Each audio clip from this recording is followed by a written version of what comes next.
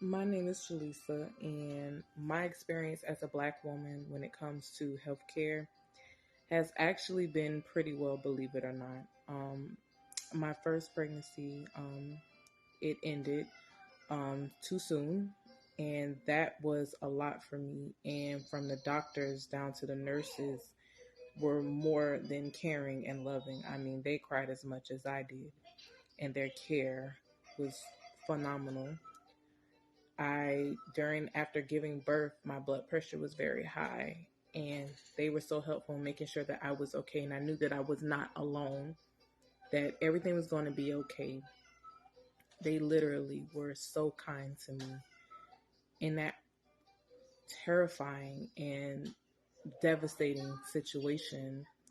I had another son last year, and there was a nurse who seen me every week the last few weeks of my pregnancy, or like the last couple months of my pregnancy. I was coming to the hospital to be checked out.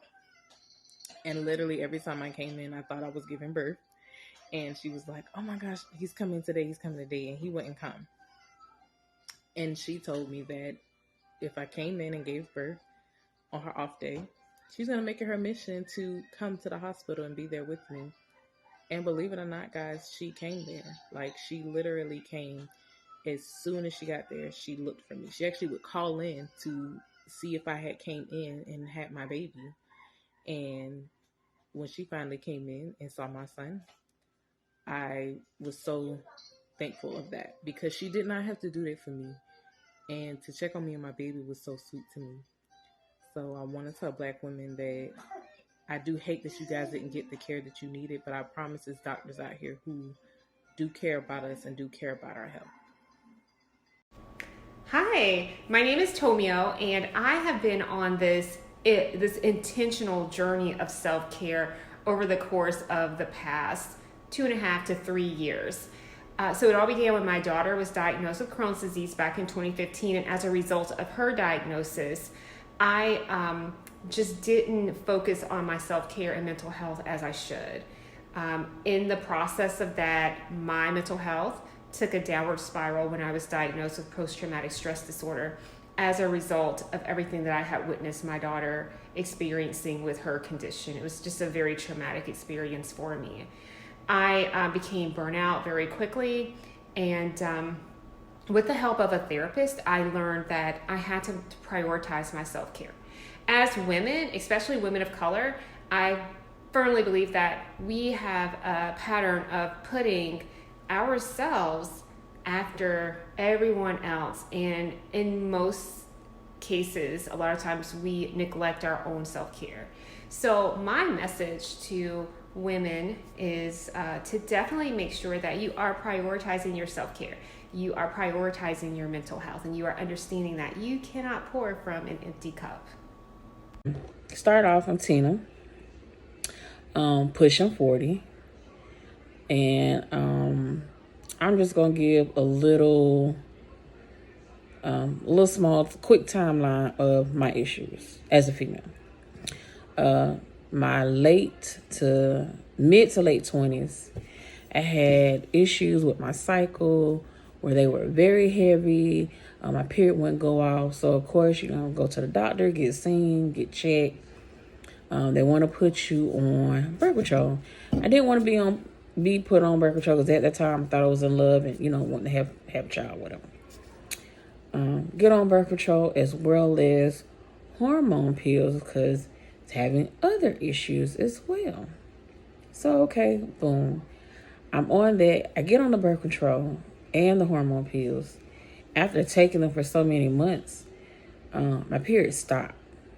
It didn't come on at all. I didn't see a period. So eventually the doctor took me off the hormone pills. And I'm still on the birth control. And then eventually, like by the end of that year of going on it, my period started to come on a little regular. Everything seemed to be okay. Everything else is checking out fine. Fast forward to my early to mid 30s or early 30s. Having that same issue again where I'm just having extreme pain, bleeding very heavy. I talked to the doctor about giving a hysterectomy, and because I have no living children, they really don't want to do that. Last year for me, I get sick, thinking it's COVID. It's not. It is pneumonia. Go to the hospital. In there, almost 2 weeks, found out I am a diabetic, amongst other issues. Once I got on insulin, my cycle changed in color. And it scared me because I've never seen that color come out of me. I immediately go back to the hospital, or go back to my doctor, make an appointment with my PCP and my gynecologist. And they was like, it's fine, everything is okay. If there were any issues outside of that, come back. We'll try something else. So I'm not on birth control. I haven't been on birth control since like my 20s or anything like that. Like I said, I'm pushing 40. The past couple of years, my cycle has been okay. It's been regular to the T. I'm even on a Flow app, and with the app, it literally, I can track my period down to the T. Now, being on this insulin, it kind of delayed it like a couple of days or so, but still regular. Now I'm seeing another doctor for my kidneys, and I'm on metformin now for my kidneys. And that metformin has my body, it's like World War II in my body with my cycle as well. And now I'm trying to convince my doctor, just going to give me a hysterectomy, because at this point, I'm not trying to have kids. If it happened before I actually turned 40, then that's fine. But if not, I'm fine with it. Hey CucciGang, I'm Chaz. I am the little sister of the owner of the monthly. I am so proud to say that because I am so proud of you, sis. I'm gonna hop right into what you want to talk about. So when I was 21, I was diagnosed with PCOS, polycystic ovary syndrome. That's when your ovaries are enlarged and you have a lot of little cysts surrounding around it. At the time when I was diagnosed with it, so I was 21, I did not take it serious at all. Because I wasn't having bad periods. I wasn't in pain, but I was having irregular periods. I was growing hair. I was like, what is going on? Because this is not cute. I started to ask, hey, what's going on? My hormones fell off. I'm coming to the doctor. You tell me that I'm good. Everything feels normal other than, you tell me PCOS, but I never really asked about the education on it. Well, she was like, well, to regulate your periods, you could take birth control, which was a no for me, y'all. I took birth control when I was 18. Me personally, I did not like it. The next option was metformin. Metformin is typically for diabetic patients. It regulates their sugars or something like that. Well, as far as if you're just a regular person, or I would say a female taking it without those diabetic problems, it would be to regulate your hormones and your periods. I took the pill maybe like a week. I didn't like how it made me feel because I was like, oh, woozy, like my sugar was low or something. So I was like, oh no, this it, not taking it. And I was working like crazy. So I knew I was going to be inconsistent with taking it. And I couldn't take the chance on being fertile because I was a jackrabbit out here with my mans. So we weren't doing that. So I just didn't take it. I started to have very, very, very heavy, bad periods, like Carrie in the ballroom, heavy periods. Like, it was bad. So, I went back to the doctor, and she was just basically telling me, if you don't want to take these pills, you got to change your diet. You got to change your diet. You got to change your diet. You got to lose some of this weight. Y'all, I was 210 pounds. 210 pounds. I'm down to 175. Well, yeah, 175. So my periods are now regulated. I did not take this serious until my sister started the monthly. Of course, I was going to support her with the movement she was going for. So, of course, I looked more into it. I realized that, hey, I had PCOS. These are one of the things that she talks about. Oh, my God, this is important women's health. I started to, think like that. My third eye opened to that. So it was like, okay, oh, shit. This is what's been going on this whole time. And you have not been taking it serious. Here I am, 26. Still don't have any kids. Probably should have been. Probably had about 5 by now. But with PCOS, it kind of hindered me. I guess my message to you ladies, because I'm going to cut it short, is pay attention to your health. Hey guys, Kaytie here, and I am here today to share with you a little bit about my experience with endometriosis. I recently had excision surgery, and I would say that it has changed my life. I was very blessed to be able to go to Stanford and have an excision specialist, an endometriosis specialist, work with me and do my surgery. I was diagnosed with endometriosis in 2017. But prior to my diagnosis, I actually suffered an ectopic pregnancy, internal bleeding, and I was 5 to 10 minutes away from death. Thank God I got to the emergency room in time, but my abdomen was full of blood and I was bleeding out. So after that surgery, they really didn't have any answers, of course. It was emergency surgery, so there was no specialist there to assist. So there wasn't anything. I didn't even get diagnosed. Once I got out of the hospital, that recovery was really rough because they didn't do the normal surgery where they do punctures. They cut me open to save my life. And so recovering from that, it was intense. 6 months later, as I'm trying to figure out why I'm still having pain and what's going on in my body, I develop a cyst on my left ovary that torsioned my ovaries, so I had to have yet another emergency surgery. 2 surgeries in 1 year. And I would say mentally, it really was difficult. It almost took me out because I just never felt better. For my second surgery, I got diagnosed with endometriosis. However, that surgery wasn't done by an endo specialist, just an OBGYN. So she didn't do excision. She only did ablation. So for the next 4 years, I suffered with so much pain. My endometriosis spread from my pelvis all the way up into my thoracic cavity and chest. And it was just extremely difficult. But I kept fighting. I kept advocating for myself and finally found the proper specialist to do this surgery.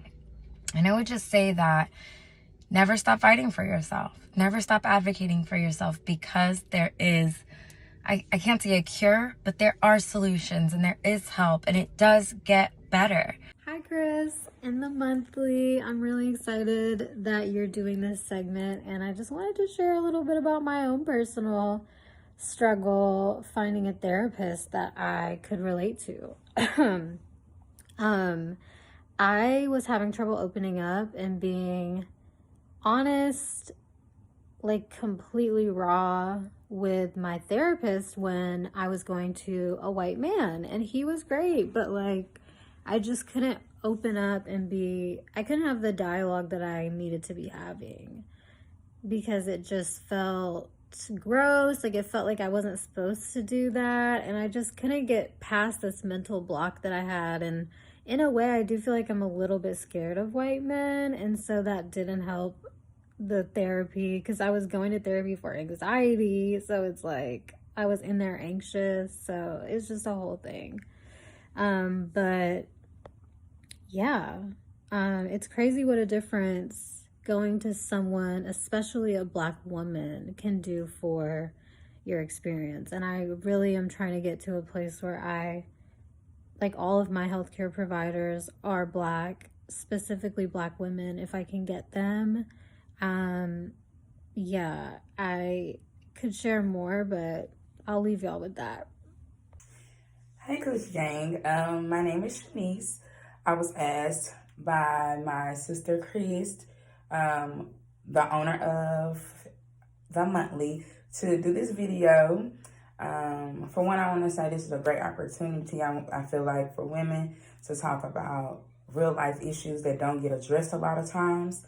For me, personally, I struggled with pregnancy, going through, a traumatic thing like that, losing a child that you walked around with, for 9 months, and just the whole process of it, the space you are in, it's very overwhelming. My first encounter was me at 19, young, just ready to live life, and I got pregnant.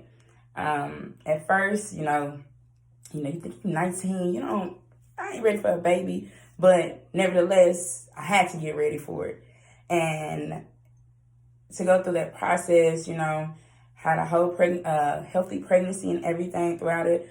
But when it came down to it, like the last couple of months, they had started seeing an incline of my blood pressure. And so I went on to, when I did give birth, I ended up having eclampsia. Me and my husband at the time, we got tests ran, and genetic tests. They tried to rule out pretty much any possible problem that it could be, but at the end of the day, nobody could tell me as to why these things were happening to me. Even specialists couldn't tell me. So I ended up having to, bury my child. Like I said, it was devastating, of course, just to go through that process and knowing that, hey, I won't be taking home my bundle of joy. I got pregnant again once I did get married. And that pregnancy, my doctors on alert. Everything was going as it's supposed to. And that child I got to, actually take home. That the doctor made sure, that my blood pressure was under control. Everything was supposed to be. So, yes, I did get blessed with her. My baby is going on 12 years old. But I thank God every day for her. I really do. And then I ended up having the third child a couple of years afterwards.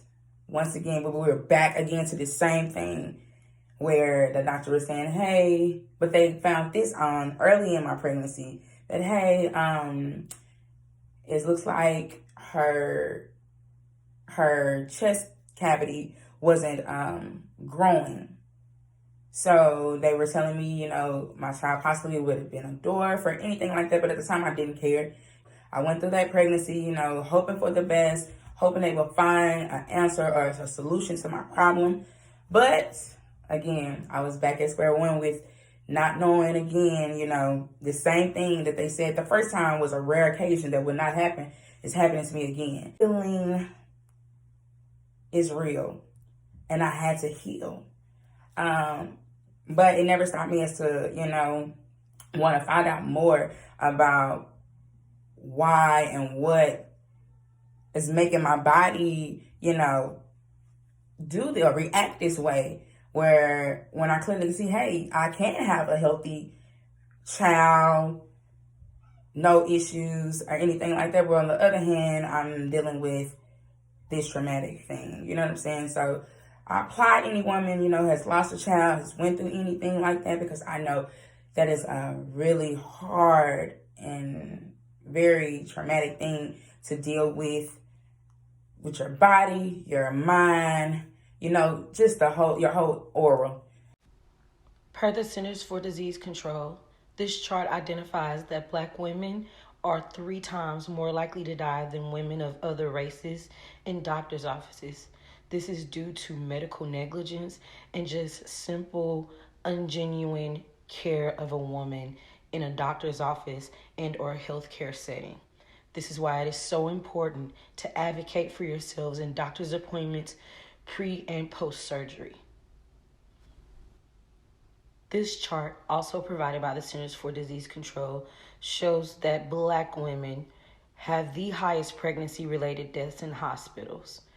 It extends way past any other race. And again, this is due to medical malpractice, medical negligence, and no real advocacy for the Black woman in hospitals and doctor settings. Ladies, again, I ask you, I beg of you, to advocate for yourselves in these offices and stay careful. I've dedicated this episode to Amber Rose Isaac, Kira Dixon Johnson, Shamani Makiba Gibson, Kelly Irvin, and the countless nameless other beautiful Black women who are no longer here due to medical negligence. CucciGang, I love y'all. Happy Black History Month. And please, fight with me as we continue to end the stigma.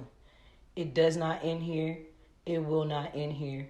And we will always fight.